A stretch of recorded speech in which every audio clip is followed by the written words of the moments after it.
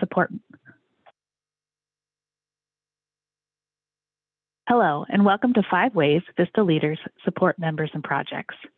This webinar is a special offering for both VISTA leaders and supervisors, and we're delighted to see so many interested in this topic. I'm your host, Bethany Dusablin, a program advisor and instructional designer at Education Northwest, one of AmeriCorps' partners. Our presenters are both staff members at AmeriCorps headquarters in Washington, D.C. First, Andy King plays a large role in supporting VISTA leaders, not only through this monthly webinar series, but also through his work on VISTA leader orientation and the VISTA campus. Next, Eric Powell develops webinars and online trainings for VISTA supervisors and sponsors. Eric is an AmeriCorps alum, having served as a member and a leader in the VISTA program. Welcome to you both. Thank you, Bethany. This is Andy. I'm excited to have this opportunity to talk about how VISTA leaders can best support their members and projects. And I'm glad to have my colleague Eric with us to share some recommendations from leaders and supervisors on what they have found to be useful. Eric? Thanks, Andy. I'm also excited to see that so many are interested in this topic. Some of you may be leaders who want some clarity about your role. Some of you may be supervisors who may be looking for new ways to engage your leader. And I'm guessing there may be some supervisors who don't even have a leader yet and are wondering what a leader might bring to your project. Whatever brought you, I'm happy that you're tuning in. So what are we going to cover today? Let's take a look at our discussion topics.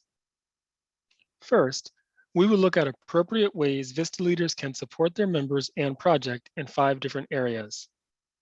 Next, we will examine tasks that are outside the scope of VISTA leaders and are reserved for VISTA supervisors. Finally, you will have the chance to hear specific examples from several VISTA projects and tips from your peers on this webinar that may offer you new ideas on ways leaders can be involved in your project.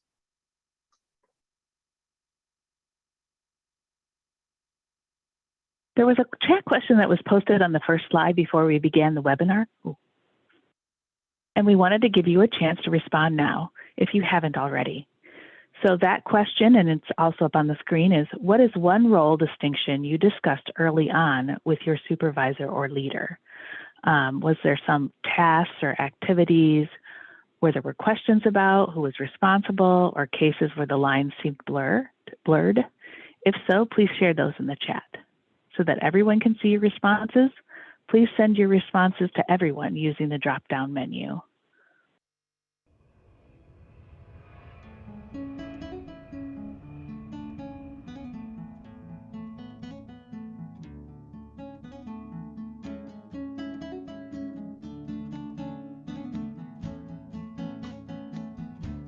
So we're seeing some thoughts in the chat already. We've got social media is handled by leaders, was something somebody posted. Direct service versus capacity building. And then, it looks like Doris discussed what are my responsibilities in my role. Another one was to meet weekly with their member. Different administrative tasks, training. Yeah, and before we got started, Bethany, there was a comment from someone who's a VISTA leader serving at a site that's not actually their sponsoring organization. So there were questions about that. What does that mean? And how does that impact the role and how that leader then does their service? Yeah, thank you. We've had a few more added in here. From Brittany says, I made sure that the VISTA leader and staff supervisors were aware that VISTA leaders cannot manage VISTA members. Only supervisors can do that. Good to pass that on. How much, actually how little detail I'm supposed to understand from the content of the VATs. As a leader, I'm not a supervisor for other VISTAs, but instead help to support and advise them. Okay, good about your VISTA leader role. VISTA leaders are not supervisors. Again, that's coming up. No responsibility for disciplinary actions. Tony's a new project director, attending to see how VISTA leaders can help me. Great. you're in the right place. Anything stand out to you, Andy, that you also wanted to call out? Well, just that some of the folks who've been posting, I think, are already very much in tune with some of the things that we'll be sharing. So hopefully this won't be too much repetition for you, but it's good to see that you know, people have some questions, but also they have a good foundation about where some of those limits are to what VISTA leaders can do. So thank you all for your participation here. And so we'll be looking at some pieces related to some of what you've already posted there. You know, I want to quickly take a look at one other thing before we dive into these. So I want to set the stage first by talking about a couple things that really need to underpin the VISTA leader position and our understanding of it. The first one might go without saying, but it's essential that the VISTA leader has an effective working relationship with their supervisor, or often that's the project director. As you'll see in some of the examples we share, when leaders and supervisors work in sync with each other, things work really well. The other thing that's important for leader success is clarity about the leader's role, so that everyone, from the project director to the site supervisors, the VISTA members, and then the leaders themselves, all have the same expectations and the same understanding. And so I hope that this webinar will provide some of that clarity. In our quest for clarity about what the leader role includes, let's first talk about what it does not. So some of you have already mentioned some of this. First of all, leaders are not employees of the sponsoring organization. Therefore, they cannot make decisions on behalf of the organization or obligate it in any way. So that means they cannot accept grants or sign contracts on behalf of the organization. Those are staff responsibilities. Next, leaders are not supervisors, and several of you commented on that. So they cannot hire, fire, direct, manage, supervise, discipline, or dismiss a member. I like how one of you said, "I'm not the boss." Nor can leaders assign work or alter a VAD or approve leave requests. Likewise, they're not allowed to submit reports to AmeriCorps. All those things are the responsibility of the VISTA supervisor and the sponsoring organization. And finally, leaders are not super VISTAs. They should have one VISTA assignment description that's focused on supporting the members on the project. Leaders should not have two VADs or have a whole set of member responsibilities on top of their leader roles. So throughout the session, we will distinguish between what a leader can do and what is reserved for the supervisor. I'll mention that new supervisors receive training on their role through what we call VISTA Supervisor Orientation. It's a self-directed learning path accessible on the VISTA campus to anyone who's interested. All right, so now that we have that foundation, we're going to look at 5 different areas where leaders can provide support. As we look at each, my goal is to clarify which tasks the leader should focus on, and then point out ones that are beyond the scope of the leader role and are reserved for the supervisor. So these are the 5 key areas: recruitment of members to the project, supporting members throughout their year of service, developing members professionally so they can meet their VAD goals, contributing to project reporting, and finally, supporting members with project sustainability activities. VISTA leaders play an essential role in recruiting members for their projects. Let's first take a look at the recruitment tasks that leaders can take on in e-grants, everyone's favorite, right? VISTA leaders may be given the role of grantee recruiter in My AmeriCorps, which is accessed through e-grants, in order to support the project sponsor's recruitment activities. To hold the role of grantee recruiter, the leader must first apply for a separate e-grants account. And then the eGrants administrator, or rather the grantee administrator for the project, may then go in and approve the request and assign the role of grantee recruiter to the leader. Now, under no circumstances can a leader have any other eGrants roles assigned to them. And although the role of grantee recruiter allows the user to approve or reject applications, a leader may not do so. And you'll hear me say that again later on. Only a project manager or a supervisor may approve or reject member applications. And finally, leaders may not use their supervisor's accounts. They need to have their own. Let's talk a little bit more about this. So in the role of grantee recruiter, a leader is able to make small edits to approved service opportunity listings. As you probably know, it's important to keep your opportunity listings current and fresh, updating things like start dates and other details as those might shift. Also, a leader might be the first to notice that a particular listing is not getting many applications, and so they can look for ways to improve the two-line description or other language to make the posting more attractive. Another important way leaders can contribute to recruitment is by identifying applicants in My AmeriCorps who have not yet applied to your position, but who have the skills and interests that align with it. So the leader can reach out to those individuals, let them know about your VISTA opportunities, and invite them to apply. Another great role for leaders is to monitor the recruitment workbasket, acknowledging applications as they come in. It is appropriate for leaders to provide applicants with more information about the role and to answer their questions. In many cases, the leader is the first contact that an application has with the organization or the VISTA project. So being prepared to respond quickly and enthusiastically to applicants is a really important role. So these are the three functions related to recruitment that leaders can perform in eGrants. So now let's look at a few recruitment roles that leaders can perform that don't involve eGrants.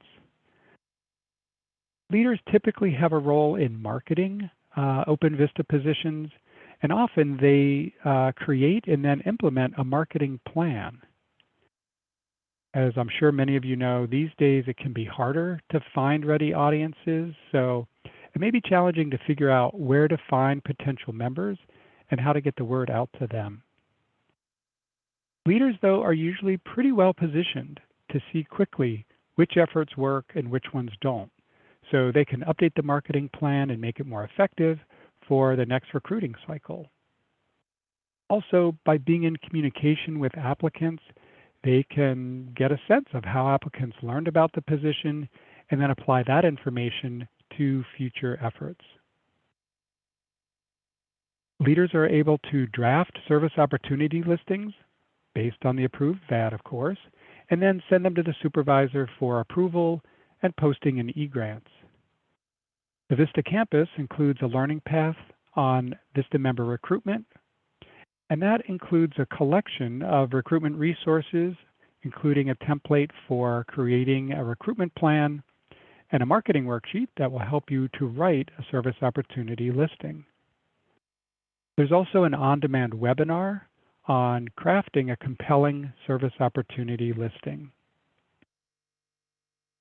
Another appropriate role for leaders is to conduct a preliminary screening review on applications as they come in, noting whether the applicant meets the requirements of the position as outlined in the opportunity listing, and then highlighting experience that's relevant to the position. Leaders review applications with an eye towards identifying applicants that they would recommend to the supervisor for an interview. And finally, leaders play an important role in setting up and coordinating the interview process.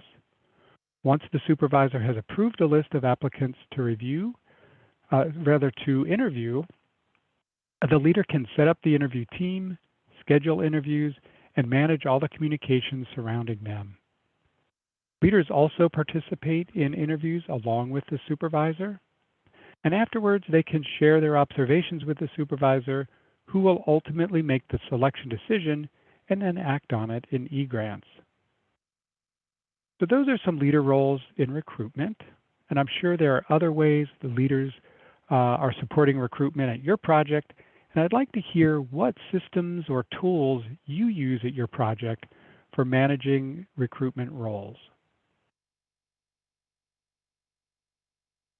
Yes, good idea, Andy. Let's put this out to the group. Because recruitment is a huge task, you may be using tools to manage your recruitment process. What are some of the tools that leaders and supervisors use to manage the recruitment activities? When you post your answer in the chat, please include a brief note about how you use them so that we kind of get a sense of what kind of tool it is.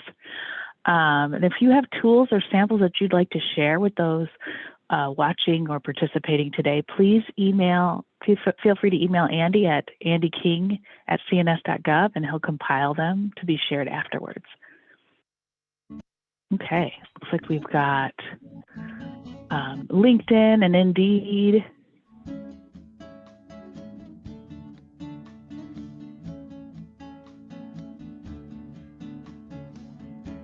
Attending training sessions and local networking, university listing, tracking spreadsheet, lots of another tracking spreadsheet, Google Sheets,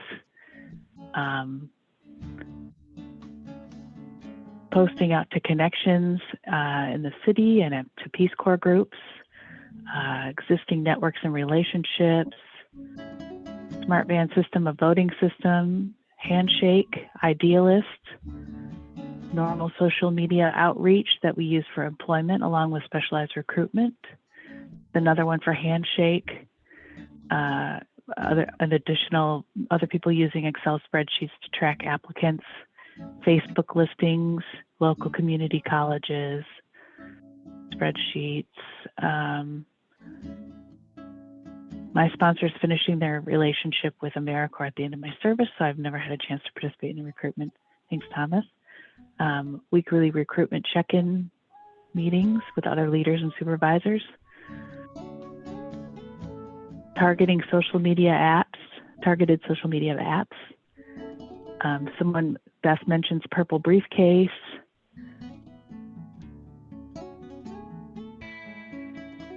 Weekly recruitment meetings. Okay, recommendations from others. Okay, lots of good ideas here.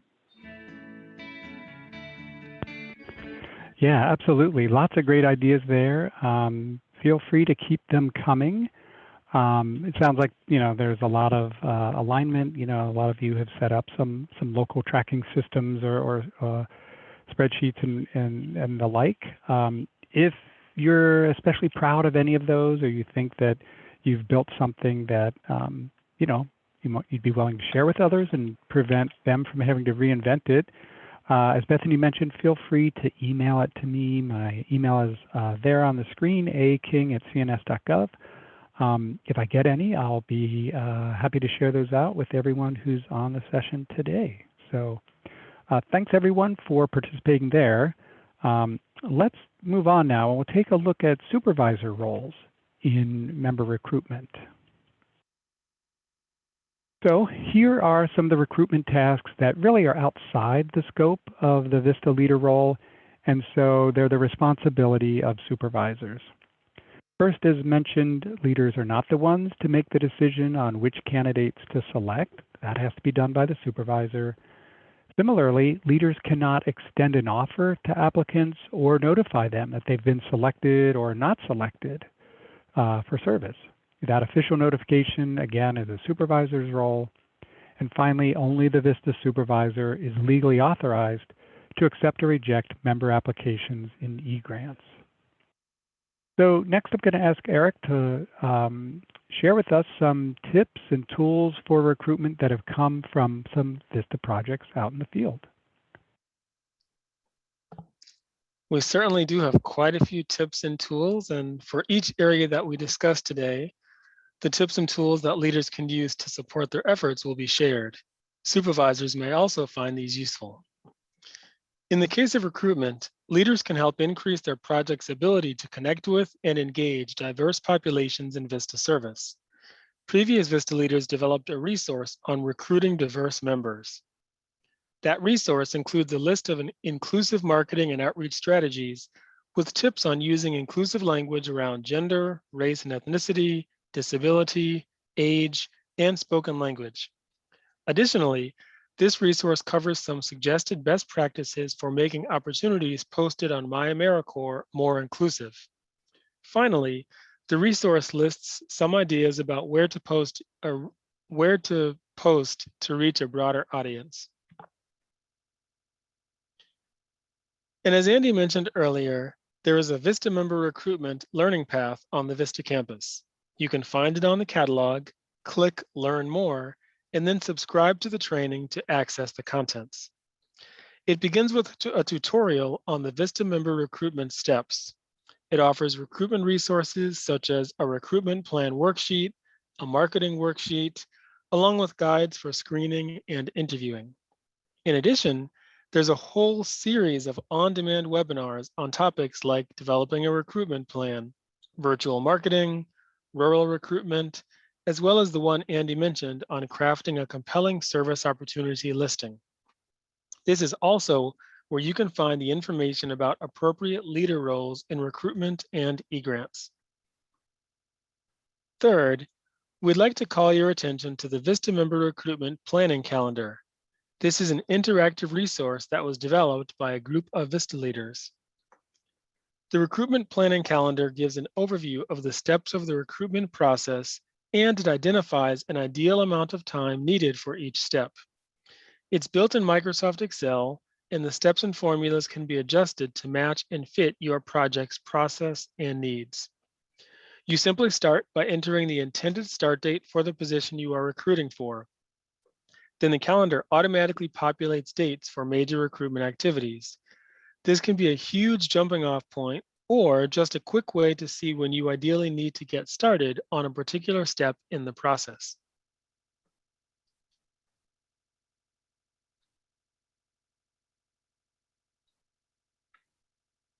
All right, thanks for sharing those, Eric. Before we move on, we've had a couple of questions that came in around recruitment, so I figured maybe it's best to cover those right now before we get into other topics. Bethany, and I've got those. I grabbed them out of the chat so we wouldn't lose them. The first one was: does this mean a VISTA leader cannot click the select or reject button in eGrants? So it was a clarification around that. Yeah, so absolutely, that is correct. VISTA leaders cannot click the select or reject button in eGrants. Only the supervisor is legally authorized to do that. Right? Okay. VISTA members cannot be picking or rejecting other VISTA members. We had another question that said, I'm a VISTA leader at an intermediary organization. Should I not be selecting, rating, scoring applicants? Should I not be deciding who gets a first round interview? Couple questions there. Yeah, so the VISTA leader certainly can be involved in that first level screening, right? Not necessarily rejecting anyone, but going through the applications and highlighting the ones that, the skills that are important for the role, and then those that, don't seem to have any matching skills or experience, sort of putting them in order, right? So that they're ranked from here, the best, most well-suited candidates to the ones who seem the least well-suited. And then sharing that with the supervisor, right? And it's ultimately the supervisor who will review those and decide who gets an interview and who doesn't. But it can be extremely helpful if those applications have been pre-screened and the relevant information has been called out or highlighted, and some recommendation about here's the top pile that I think really make it, and then these are the ones in the middle and these are the ones at the bottom. But ultimately, it's the supervisor that makes the call about who gets the interview and who doesn't. So hopefully that provides clarity around those questions. Bethany, were there any others? It sounded like there was a question about how does this all fit into the scope of a person who's both a leader and a supervisor? Maybe it's a, maybe we might need a clarification on that question, but because I think they wouldn't be having both roles, one person having both roles. So, right. So in the context of this, we're talking about the supervisor is the staff member at the site or the project or the sponsoring organization who has been tasked with helping to run the project and providing that direct supervision to the members and possibly the leader as well. VISTA leaders, these are AmeriCorps members who are serving in the program for 1 year. They come with prior national service experience, but they themselves are serving in a national service role that we call VISTA leader. So that's how we're distinguishing it here. And then according to AmeriCorps rules, someone who's serving as a VISTA leader cannot be supervising other members. So we just want to make that point clear before we go forward. Okay, and that's all the questions I saw. Thanks for taking those, Andy. Okay, great. Thank you so much, Bethany. So now we want to move ahead, and we're going to look at the next area where leaders can provide support, and that is in member support.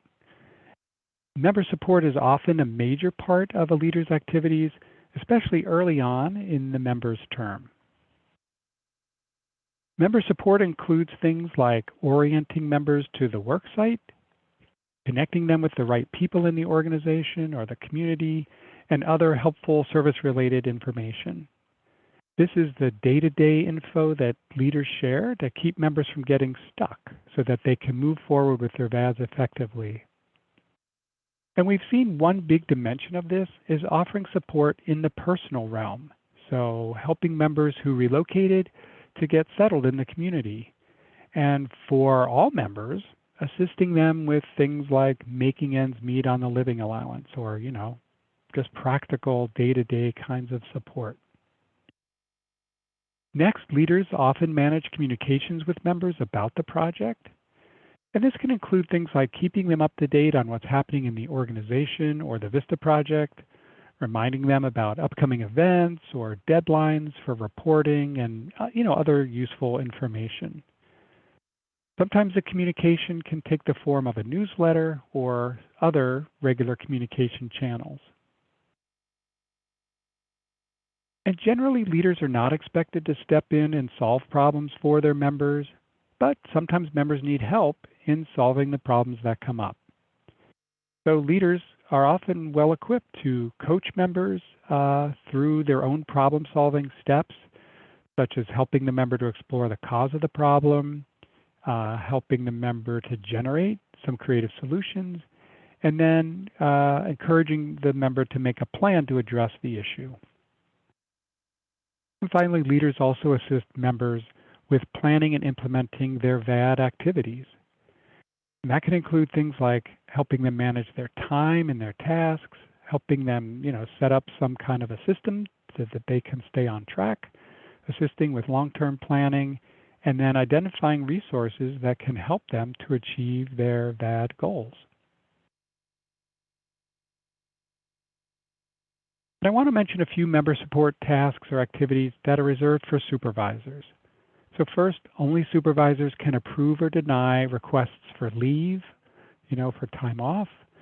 Next, in the area of a member service, the supervisor is the one to supervise members, right? Do things like assign tasks and delegate work. And finally, the supervisor is responsible for evaluating or assessing member performance. Leaders can certainly talk with members about any tasks that they may be struggling with or other challenges that they might be having. But the goal for the leader is to support the member. Leaders are not in the position of evaluating performance. So I'm going to pause here so we can bring in some examples from an actual VISTA project so you can see how they are approaching member support at their project. So Eric, would you share those with us? I'd be happy to, Andy.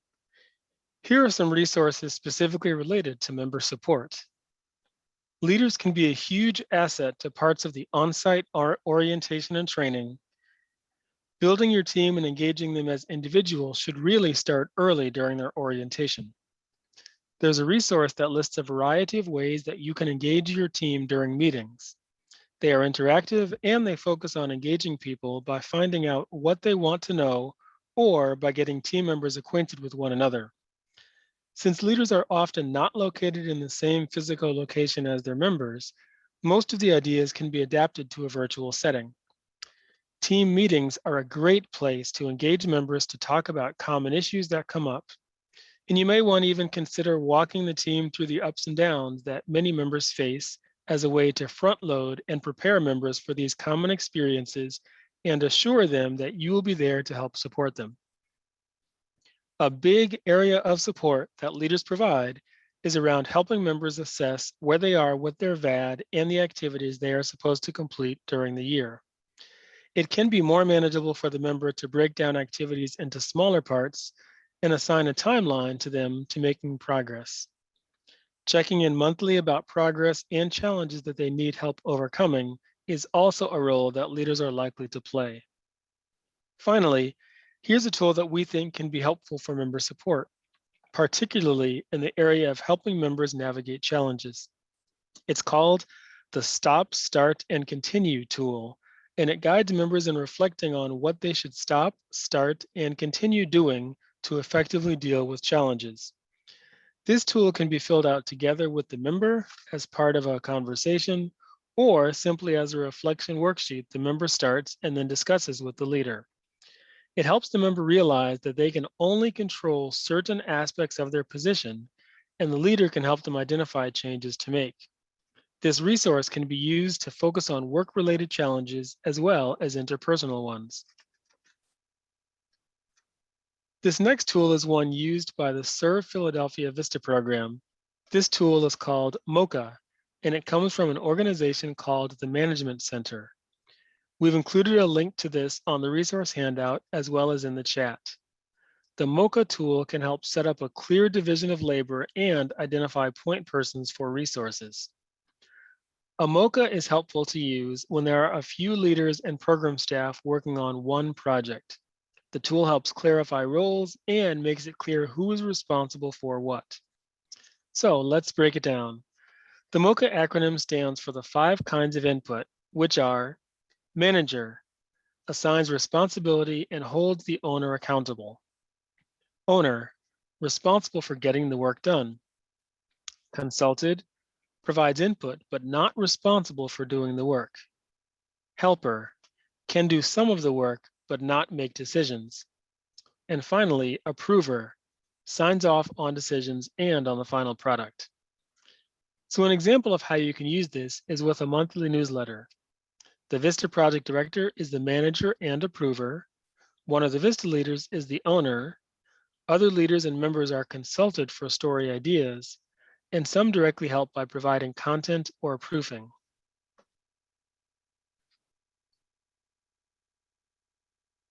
Okay, great. Thank you so much, Eric, for those tools and tips. Now we'd like to hear from you in the chat about other ways VISTA leaders can support members. In what ways do leaders support members on a day-to-day basis? What are you helping members with? And supervisors, what are your leaders communicating about? What are they supporting members around, or what are supports members seem to need from leaders?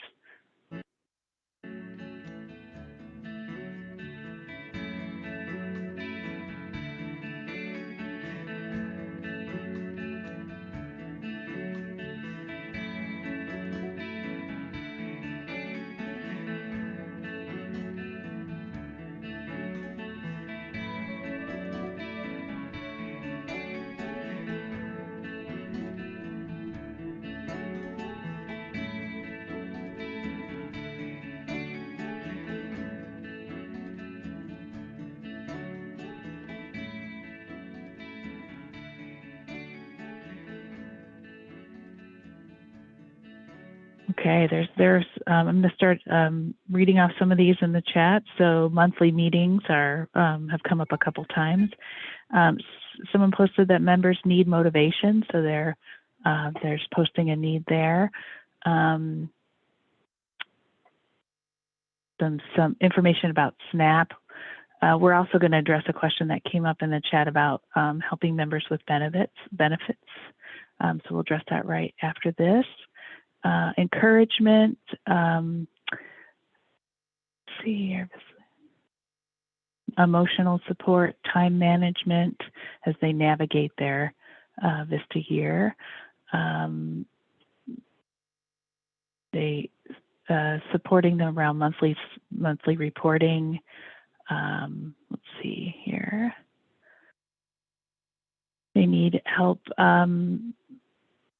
navigating the work environment, which has got its own hierarchy and structures, it sounds like.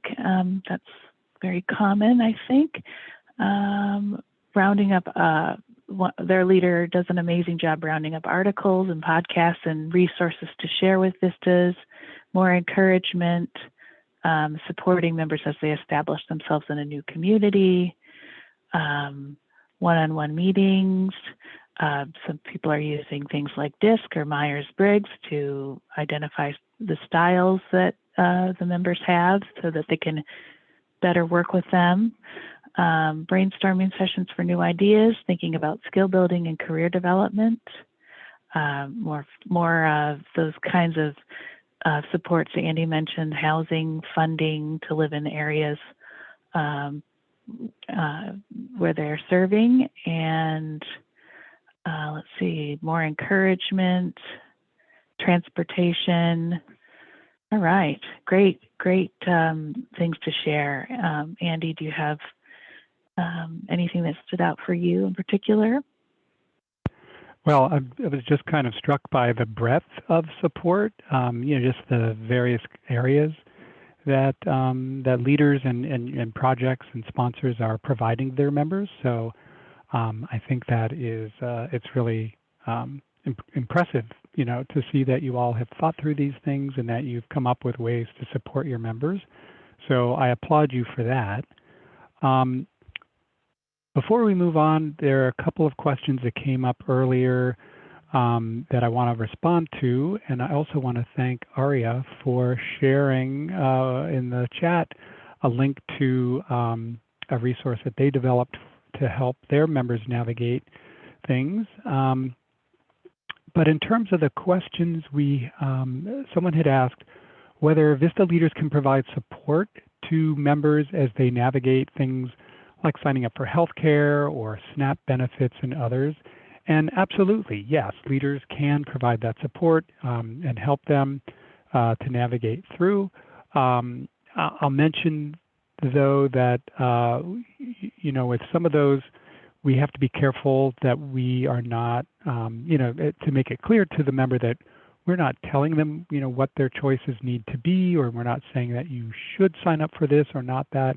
But if someone is interested and we are in a position to help them, it certainly is appropriate to do that. But we're not tax experts. We're not expert in providing advice on a lot of these areas, or around health insurance and those kinds of things.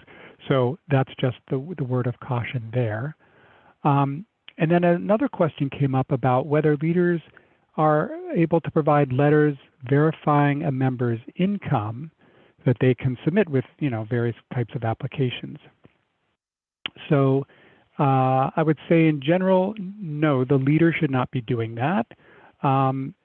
So if you may be aware that we have different ways that VISTA members get paid. Most VISTA members get paid directly by us here at AmeriCorps. And so if that is the case, they can just go to their account in My AmeriCorps. They can generate what's called a service letter, and it spells out all the terms of their current term of service. And then they can also print out a recent living allowance statement in the living allowance section of their account. So they can generate that themselves. And the two of those, the service letter plus the living allowance statement, it should be all they need for any type of application. Now, if the project is grant funded, which means we at AmeriCorps give the money to the organization and the organization pays the living allowance, then of course they won't be able to get their pay statement from the portal they'll have to get it from the sponsoring organization, but they should be getting those pay statements anyway, right? So they can still generate the service letter explaining all the terms of the AmeriCorps program, and that together with the living allowance or pay statement from the sponsor should be all they need. If they need something else, members can always contact the VISTA Member Support Unit, explain what it is they need, and the VMSU can provide an official document spelling all of that out. So anyway, I hope that that was helpful. Great, thank you for everybody. Thank you for putting stuff into the chat, and I think we're going to move on to the next area. All right, yeah. So next up, we're talking about member development and ways that leaders can provide support there. Typically, this involves helping members to identify their learning and development goals and then supporting them to achieve those. Most leaders develop and deliver training for members, often in conjunction with the project director or supervisor, and that includes things like on-site orientation and training. Sponsor, of course, is responsible for developing what we call the OSOT plan and submitting it to AmeriCorps' regional office for review and approval. But then once it's approved, the leader can be involved in actually developing the training components, the presentations, activities, and materials. Another way that leaders support member development is by sharing opportunities for learning and professional development, whether those are within the organization or outside. Leaders often provide on-the-job training as the need arises. So, these are short, whether virtual or in-person, but, sort of side by side, just helping to walk the member through, giving them the information that they need when they need it. And finally, leaders can coach members for better performance. So say you have a member who wants to improve their public speaking ability, the leader could observe the member in a practice session and then offer feedback and some coaching to help the member improve. Under this topic of member development, there are just a couple things that are reserved for the supervisor. First, only the supervisor can approve or deny requests for outside training. Such requests often involve approving time away from the office and sometimes could involve making a payment. Similarly, only supervisors can assign training requirements. The leader might help identify a particular need that a member has and recommend some possible trainings that might help, but it's up to the supervisor to determine what training, if any, is required or approved.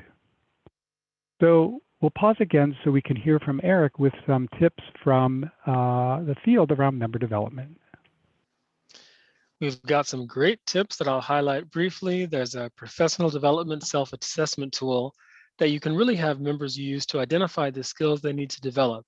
It uses a 4-step process, starting with identifying skills they need to build, prioritizing which skills to focus on first, planning specific ways to build the target skills, and determining how to learn through a combination of on-the-job learning, coaching or mentoring, and classroom or self-study. It's a great tool that's a companion to an on-demand leader webinar on assessing professional development needs, both of which can be found on the VISTA campus. There's also a tool developed by some previous leaders called Professional Development Questionnaire. It's a one-page list of questions aimed at helping members identify the knowledge, skills, and abilities they need to develop so that they can complete their assignment successfully. The member can fill it out, discuss it with the leader or supervisor, or it could be used to help facilitate a conversation among skills and training needed to advance professional development goals. And then finally, there's a document called Transferable Skills Tool that lists a number of skills by category that a member may have developed during their service year. It's another tool used for reflection that the member may want to use at the end of their service to identify the skills that they've already acquired. It's a first step in identifying skills that can be used in future professional and personal situations. They may want to use this to help them put in common terminology about what they did during their service year and guide them in building their resume. But it's a great tool and I strongly recommend you take advantage of it.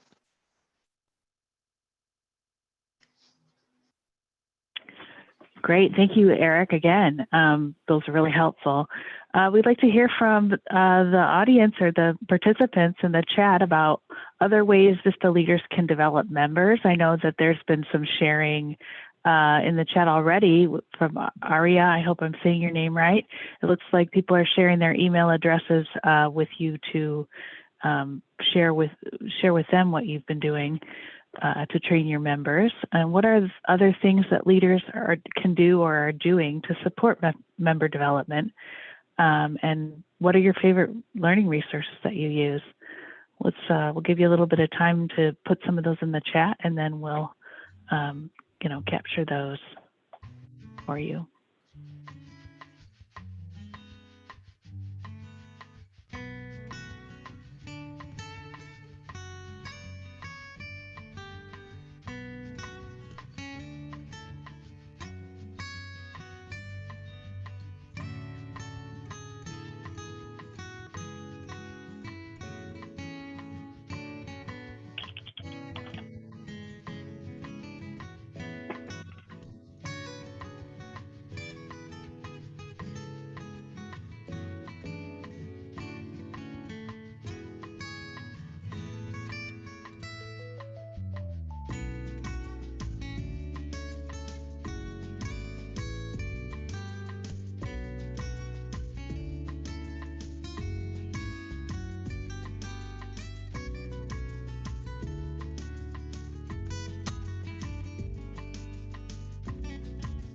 Looks like there are some that have been put in so far. So it looks like, and this is back to Aria's stuff. She's doing a whole bunch of professional development training focused on identity and service. We did an LGBTQIA training last week, and anti-racism training today, and imposter syndrome self-advocacy training. So lots of great resources. I see why everyone's wanting to share their email address with you. That sounds amazing. Doris provides support to VISTAs on the way in the way of posting a resource newsletter, so that has various resources for sharing what she's finding, and also posting things like changes to the VISTA allowance. We've got more sharing of emails. This is excellent. Let's see here.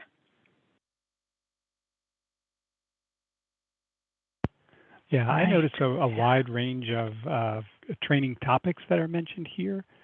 So really appreciate that, and also appreciate the offers that you all are extending to share materials. So that is great to see, and I think it's one of the hallmarks of the VISTA program is just how willing people are to jump in and help. So let's go ahead and move on. We've got a couple more things I want to look at before we conclude. And next up is our fourth area, which is around reporting roles for VISTA leaders.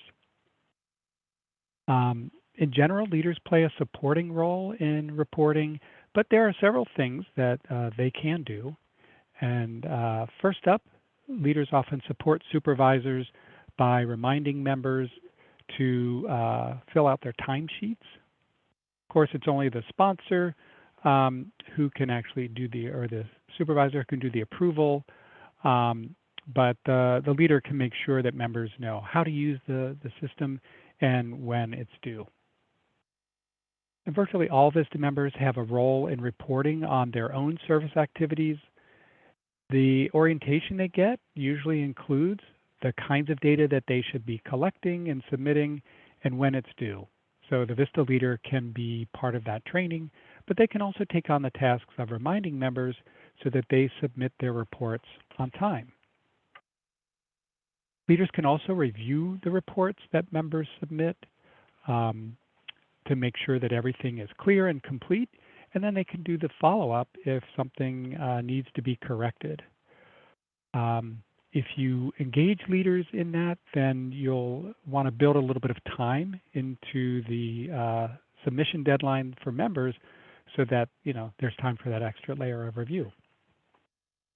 And finally, after gathering and reviewing member report data, the leader can compile it and then share it with the project director or supervisor, who would then write and submit the official report that gets sent to AmeriCorps. This work of gathering and grooming the report data so that it's ready for the project director can really have a huge effect in producing higher quality reports. And on the flip side, of course, there are some things that only the supervisor or the sponsoring agency can do. This includes signing off on timesheets and leave requests, submitting the sponsor verification form in e-grants, writing the semi-annual or annual reports for AmeriCorps, and then submitting those reports in e-grants. These are all legal responsibilities of the sponsor, and the project director or the supervisor is the one to do that. Okay, I'm going to pause again so we can hear from Eric with some tips on reporting. Thanks, Andy. And we're thankful to the VISTA project at Campus Compact of New York and Pennsylvania for these resources. In the initial months of service, they provide each new member with a set of individualized Excel worksheets that outline the data the member will need to collect during their service year. For example, there are sections for things like member development activities, community outreach activities, community volunteers recruited, trained, or managed, and various other data points. The leader is available to coach members on how to use the form and help remind them to complete it throughout the year. More specifically, the individualized form provides a reference point of the project's performance measures. This resource allows both the site supervisor and the member to recalibrate their timelines and objectives during their check-in meetings. And by collecting this information regularly before reports are due to AmeriCorps, VISTA projects can anticipate their mid-year and end-of-year report to the AmeriCorps Regional Office. To capture insightful narratives, they also included text boxes throughout the form to collect what they call great stories, so members can really share their accomplishments at any point in time. And then once they gather the information from all their members, the supervisor provides feedback, flags any areas for potential VAD discussions, and then the information is synthesized into one document that's sent to the regional office as a supplement to the report and e-grants.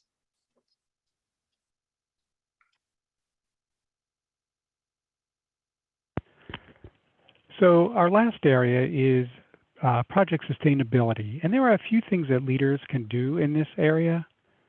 First, leaders can train members on record keeping. This is maybe an extension of what Eric was just talking about in terms of data collection for reporting, but in this case is with a focus on not only what they did, but how they did it, right? So making that information accessible after the member is gone so that the next member or the organization will have some understanding of how that work was accomplished.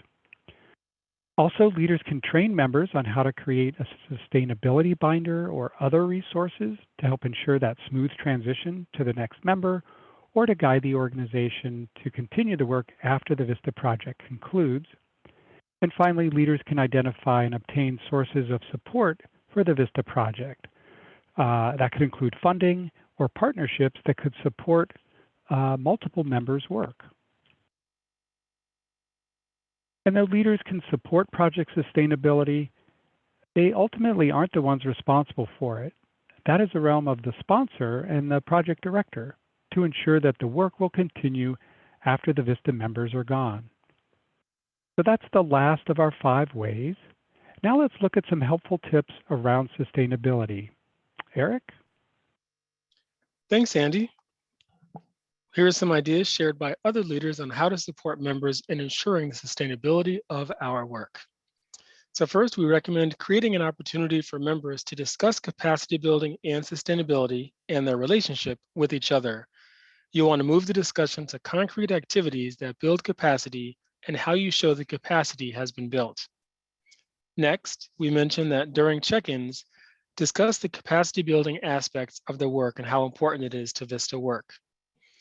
There may be a lot of questions you think about asking, as you can see on the screen, such as how have project needs been addressed by your work, what knowledge, products, or relationships have been built, and what planning has been done so others will continue using what has been built after you are gone. These are a few great ideas that leaders can use in supporting the sustainability of their members' work. Bethany, I'll turn it back to you. Thanks, Eric. We're going to pause and give you a chance to see how well you've been following along. I know we've got there's been a lot of information shared today. You should see the questions pop up on the screen. If you're on a mobile device, the poll feature isn't available. Please take a moment to review each set of statements and identify the one that is not appropriate for a VISTA leader. So there are three set of statements, and you'll select the one in each group that is not appropriate for a VISTA leader to do.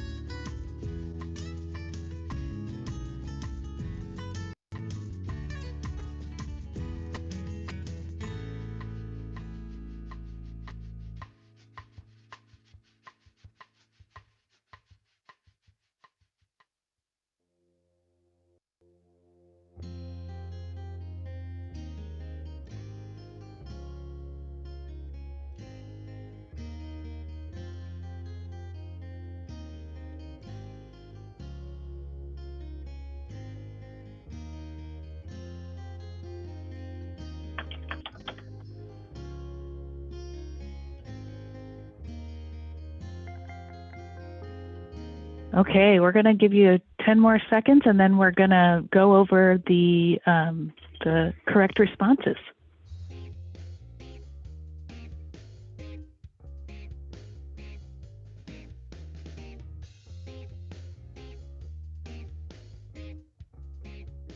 All right. Okay, so we're going to quickly go through the three. For the first statement,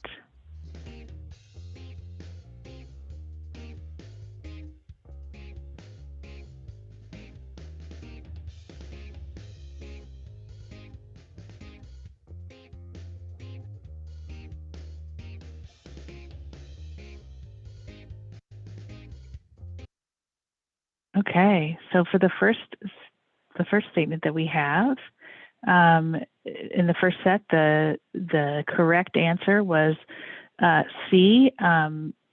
VISTA leaders are not able, or VISTA leaders are not allowed to.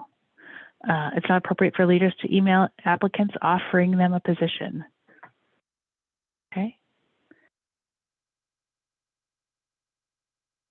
The next one, question number 2, in the second set, the correct answer is B. It's not appropriate for leaders to enter performance measures in information in e-grants. And finally, the third question, the correct one was D. So that is that leaders do not have the authority to assign required training to members. So it looks like most of you got these correct. So very good work. Thank you so much. Okay, we're going to quickly go through some resources. I want to remind you of the resources mentioned during this session. First, the VISTA leader and supervisor role comparison document is important. Then there's the VISTA member recruitment learning path on the VISTA campus, which has a lot of resources around recruitment. The handout for this webinar included many of the resources Eric mentioned, so make sure to check that out, download that, check that out. And then the slide document includes links to other resources such as the MOCA worksheet that we talked about today.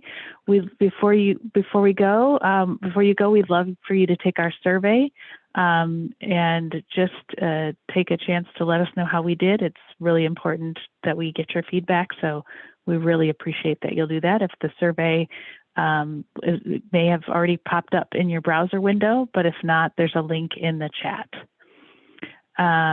We are going to just quickly talk about what's coming up in January. We have a webinar that will take place on Thursday, January 13th, and it's on the topic of data visualization. I would like to take a few minutes to thank Andy and Eric for this presentation, and thanks to our production team, Steve Gray and Jeff Banis at LSI. Thank you all for joining us. Sorry it was a quick end there, but we really appreciate you attending today, and thank you for your time.